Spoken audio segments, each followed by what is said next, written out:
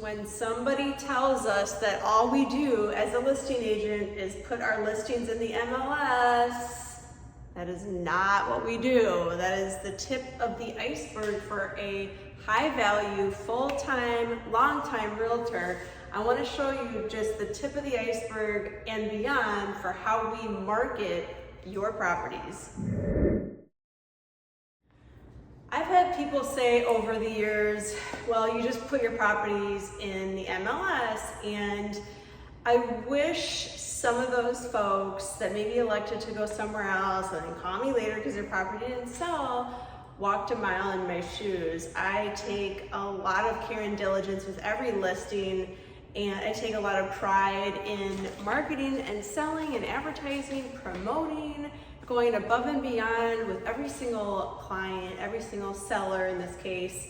So I have a 13-page checklist that I use to market and advertise for my clients, but I take it a step further and I make sure you know and you have all the data and you have all the links and the magazines and the places that we put your properties, so that you can see for yourself exactly where your property is being marketed. So I send that out within the first 7 to 10 days. And so you get an email that's like, they're usually too large to send, so I have to condense the files and I have to do low resolution. But I've got other great videos too before I dive into the rest of this content. I've got, if you check out the playlist, in line with that, we talk about the buyer broker changes, the 3%, in great detail about the buyer broker agreements, more about what we do that is a little bit different than some other agents. I do most of my listings myself, and then sometimes Andrew, who's on this channel a lot with me, we co-list with each other because sometimes they're spread apart, and we can help each other when it comes time to opening up our listings. And yes, we try to be at every single showing when possible ourselves. We don't just throw lock boxes on. Actually, a lot of our sellers don't want lock boxes at all, so we accommodate that, and we are used to that. Just having that personal touch. So let's dive right into the list. And I know I'm not going to get through this whole thing because it is a lot. And some of these are curated more for the upper tier properties. Some are only specific to certain levels of price ranges per like our PR team, per the luxury standard of advertising for my area. So it's all encompassing, but it is 13 pages.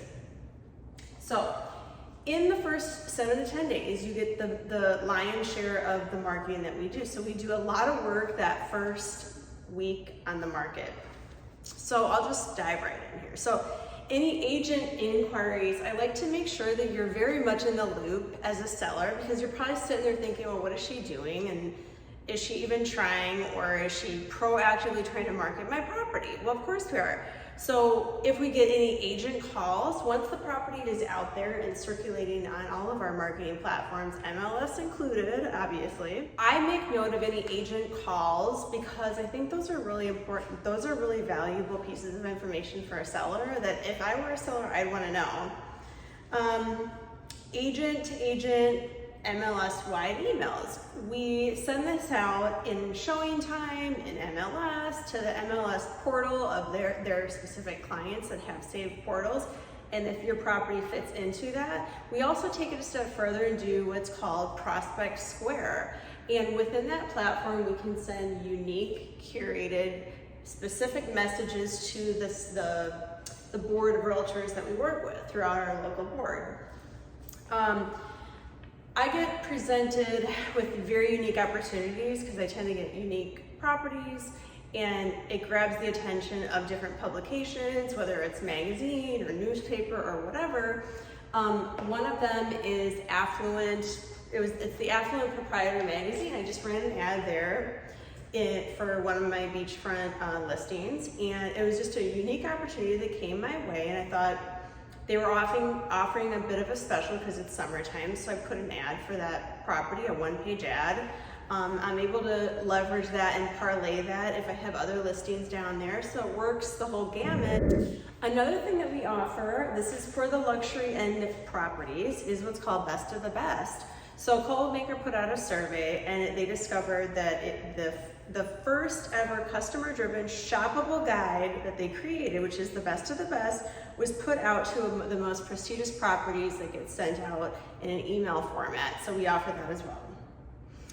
Obviously, for showings, we put together very professional binders, showing packets, through our listing concierge suite of marketing materials that we have. So I don't just show up with like a piece of paper and like, you know. We have very nicely high gloss, thick stock material that we can hand to you, your agent, or you as the buyer when you come to our showings, whether I'm physically there or if I can't be there, a showing agent that I employ to come and greet you and give you nice materials for showing you around in the home. Something nice to grab onto. If we've held a broker's open, we will follow up with the agents, get feedback. I usually have it catered, or I bring like light bites in there to bring people in, maybe a gift card drawing to entice people.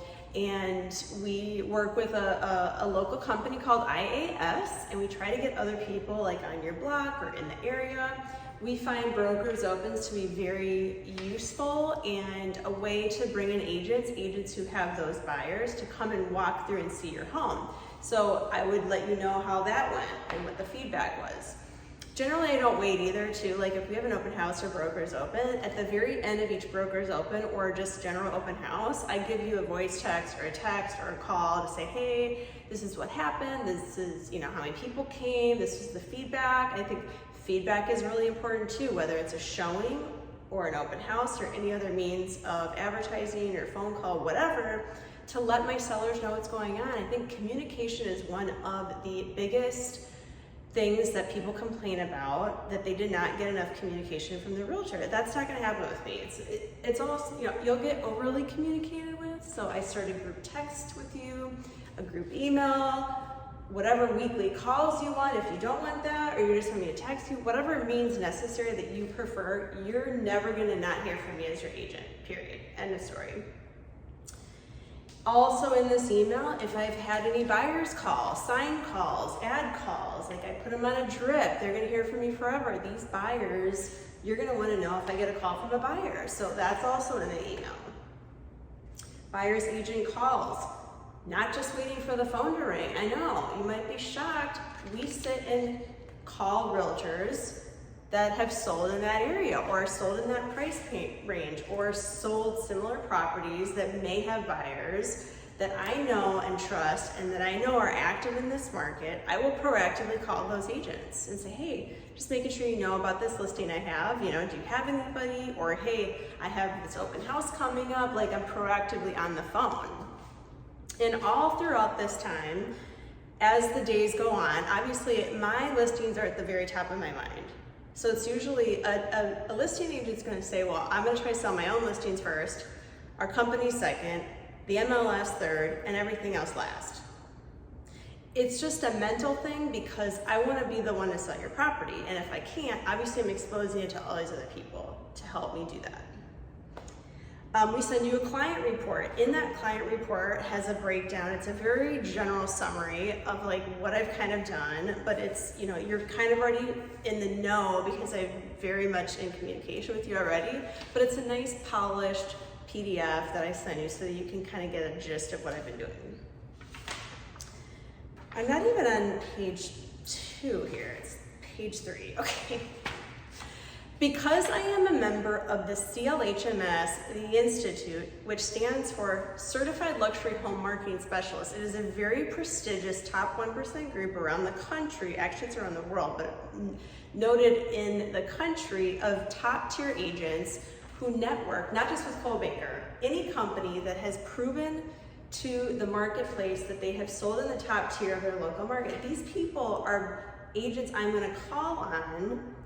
They are the ones that give me buyer referrals for your listings. And I have a really strong network with them. It's a members only group. You have to reapply every single year. And not only am I in the CLHMS group, but I am part of like the more elite group of within this group called the Guild. So it's another top tier. So when I'm searching for agents, when I'm gonna give referrals to agents, I search there. And if you're in the guild, you're in that top section. Everybody else is kind of, so it's a top 0.5% of the 1% group. And it makes you stand out as an agent, and therefore my listings would stand out because those agents are gonna probably call me first. It's a big deal.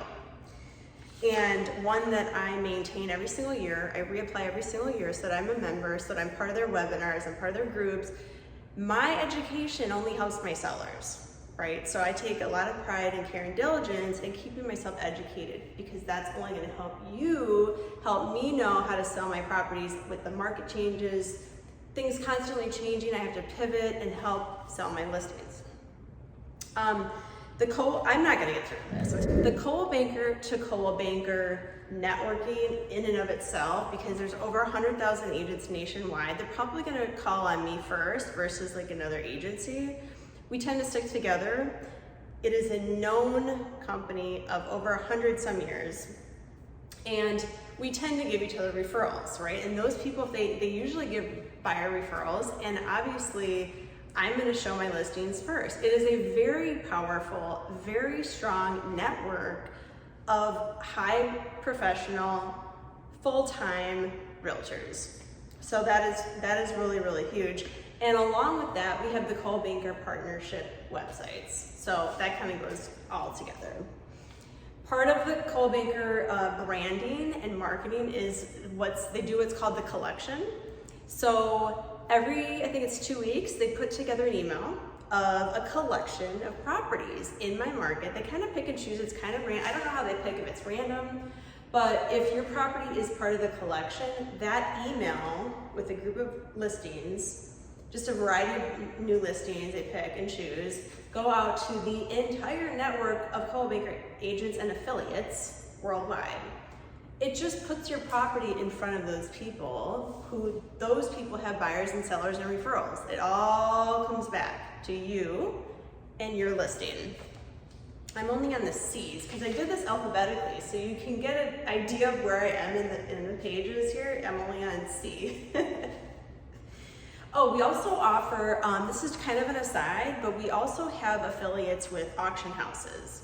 So I've never really sold a property that way, but I wouldn't be opposed to it. I've actually talked to a couple of clients about the auction process and the possibility of going that route should the property take a little bit more je ne sais quoi, like something a little different to sell. But we have that at our disposal, and we have these people at our fingertips that if we need to use them. Honestly, I have a database of past clients, repeat referral, affiliates, all these people we talk about here in my database that they get emailed or mailed to every single month or more. Social media, they know me, right? So I'm constantly up and bringing my face up in your listings and my properties and our inventory and the co-banker branding up. And so that's my database. I have a very large presence on social media, one that I'm very active with, and I'm constantly promoting you and your listings because you never know where the buyer's gonna come from.